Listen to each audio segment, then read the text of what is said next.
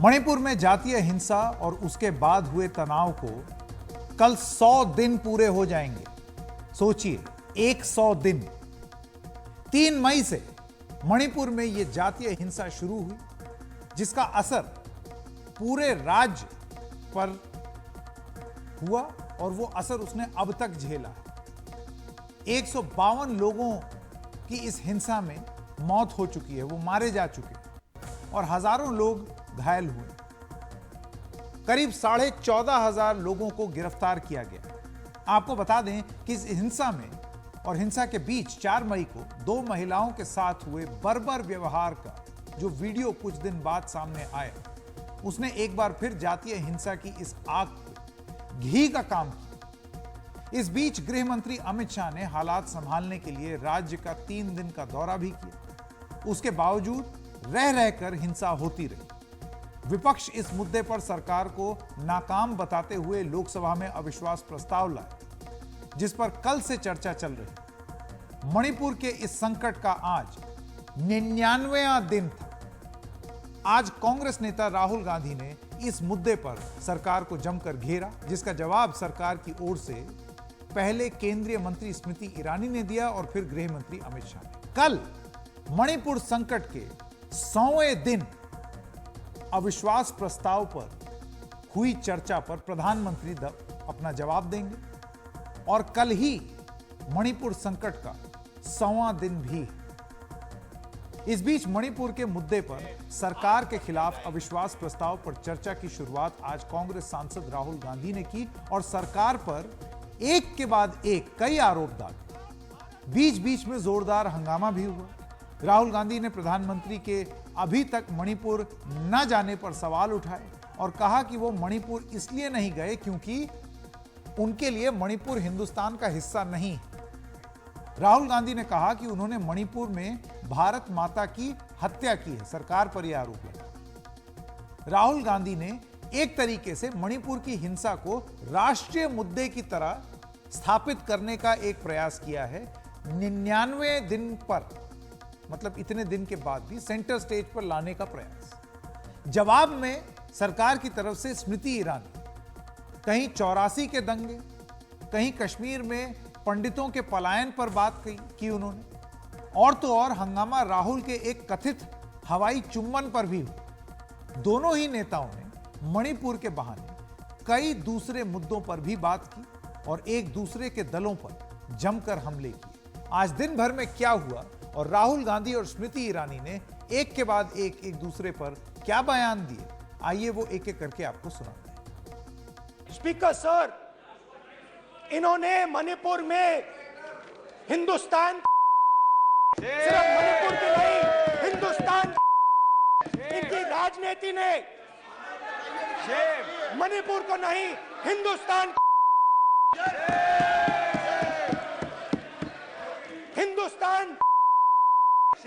का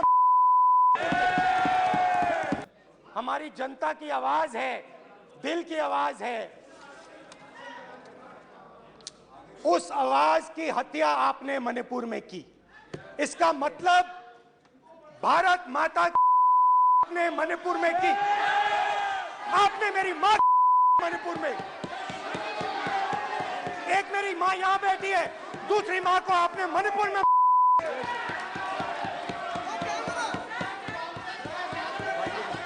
और हर रोज जब तक आप हिंसा को बंद नहीं करोगे, तब तक आप मेरी मां कर रहे हो। हिंदुस्तान की सेना मणिपुर में एक दिन में शांति ला सकती है। हिंदुस्तान की सेना का प्रयोग नहीं कर रहे हो क्योंकि आप हिंदुस्तान को मणिपुर में चाहते हो। आपकी पीठ पर, आपके आसन पर जिस प्रकार का आक्रामक बर्ताव आज देखा गया, उसका मैं खंडन करती हूं। पहली बार राष्ट्र के इतिहास में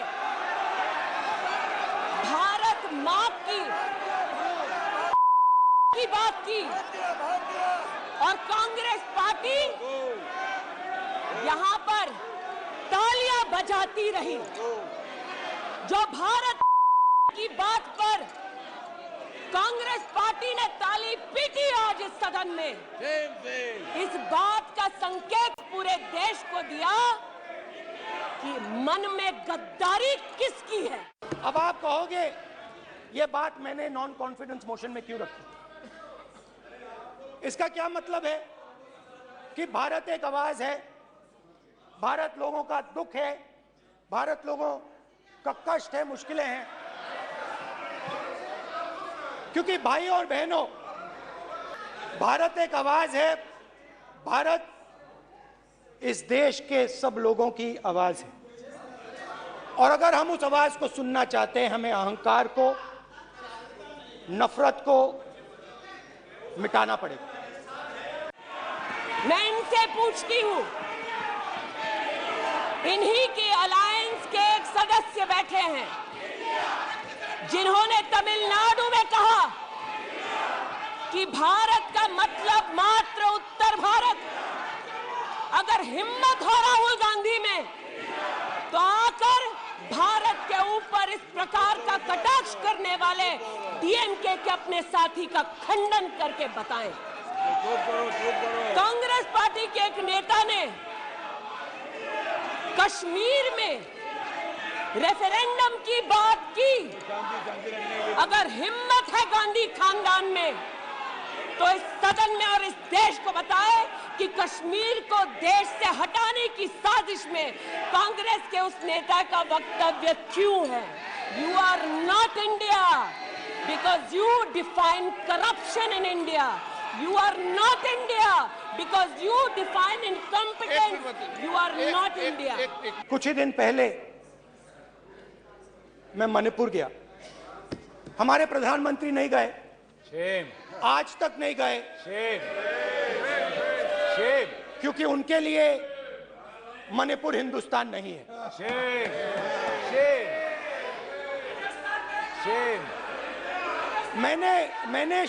मैंने मणिपुर शब्द प्रयोग किया, मगर आज की सच्चाई यह है कि मणिपुर नहीं बचा है। मणिपुर को आपने दो भाग में कर दिया है, मणिपुर को आपने बांट दिया है, तोड़ दिया है। तो ये कहना उचित होगा कि एक तरफ निर्भया फंड की रचना की घोषणा करते हैं 13 में, एक काम निर्भया फंड में नहीं करते, लेकिन जो निर्भया के बलात्कारी हैं उनको कांग्रेस नित अलायंस के लोग बलात्कारी के हाथ में 10,000 रुपए और एक सिलाई की मशीन देते हैं। हमें इस बात का गौरव है कि देश में 42 प्रोजेक्ट्स 5,000 करोड़ की लगभग लागत से भारत सरकार के सौजन्य से बन रहे हैं। जो महिला सुरक्षा के लिए ये ना कर पाए वो आज प्रधानमंत्री मोदी कर रहे हैं। एक बात पर मैं आपत्ति अभी दर्ज करती हूं अध्यक्ष जी, कि जिनको आज मुझसे पहले वक्तव्य देने का अधिकार दिया गया, उन्होंने जाते जाते एक अभद्र यहां पर लक्षण के दर्शन दिए। It is only a misogynistic man who can give a flying kiss to a parliament which seats female members of parliament. ऐसी गरिमा विहीन आचरण को इस देश के सदन में कभी नहीं देखा गया। हालांकि ये जो हवाई चुंबन के बारे में जो बात कर रही हैं स्मृति ईरानी, उसमें उस मामले में अब कांग्रेस के सूत्र, उनका ये कहना है कि वो चुप रहने के लिए कह रहे थे और स्पीकर की ओर वो देख रहे थे और किसी की ओर नहीं देख रहे थे। अब जो इस पर स्पष्टीकरण होगा वो राजनीतिक मैदान में वो सामने आ जाएगा। ये मसला मणिपुर से अलग हटता है, इस वजह से आइए वापस आते हैं। स्मृति ईरानी तो 84 के दंगों तक ही गई, लेकिन गृह मंत्री अमित शाह नेहरू के दौर तक चले गए। अपने 2 घंटे 5 मिनट के जवाब में मणिपुर पर तो बात में वो बोले ही अपना, उन्होंने अपनी पूरी बात की, लेकिन पहले उन्होंने यह साबित करने की कोशिश की कि आज की सारी समस्याओं का आजादी के बाद कांग्रेस का ही दौर रहा है और ये सारी समस्याएं जो हैं ये वहीं से चलती चली आ रही हैं। इसके साथ ही मोदी सरकार की कामयाबियों का भी उन्होंने जिक्र किया। भारत की संसद के इतिहास में अविश्वास प्रस्ताव पर किसी भी नेता का ये अब तक का सबसे लंबा भाषण रहा है। इस दौरान फिर जब मणिपुर पर बोले तो विस्तार से बताया कि उनकी सरकार ने मणिपुर संकट को हल करने के लिए क्या क्या किया। मैं आपके माध्यम से देश की जनता को कहना चाहता हूं, ये परिस्थिति जन्य नस्लीय हिंसा है, इसको राजनीति का मुद्दा नहीं बनाना चाहिए। और मान्यवर 3, 4, 5 मैं पूरे देश को बताना चाहता हूं, इस देश के प्रधानमंत्री ने रात को 4 बजे भी मुझे फोन किया है और दूसरे दिन 6:30 बजे मुझे फोन से उठाया भी इस देश के प्रधानमंत्री ने। और ये कह रहे हैं मोदी जी ध्यान नहीं रख रहे। मान्यवर 3 दिन तक लगातार हमने यहां से काम करने का काम किया। 16 वीडियो कॉन्फ्रेंस करी, 36,000 लोग सिक्योरिटी फोर्सेस सीएपीएफ के वहां पहुंचाए, वायुसेना के विमानों का उपयोग किया, चीफ सेक्रेटरी बदल दिया गया, डीजीपी बदल दिया गया, सुरक्षा एडवाइजर भेज दिया गया, चीफ सेक्रेटरी भारत सरकार ने भेजा, डीजीपी भारत सरकार ने भेजा, सुरक्षा एडवाइजर भारत सरकार। ये सब 4 तारीख की शाम को समाप्त हो गया था। 3 को हिंसा हुई, 4 तारीख को समाप्त हो गया था। मैं हिंसा की भी आंकड़े देना चाहता हूं। मैं क्यों कह रहा हूं कि आप राजनीति कर रहे हो, मैं लॉजिक के साथ कह रहा हूं। मान्यवर अब तक 152 लोग मारे गए, इसमें कोई छुपाने की जरूरत नहीं है। ये सोशल मीडिया के जमाने में छिप भी नहीं सकता है और हमारा स्वभाव भी छिपाने का नहीं है। मान्यवर 152 लोग मारे गए, इसकी एनालिसिस क्या है? मई में 107 मारे गए, मई महीने में।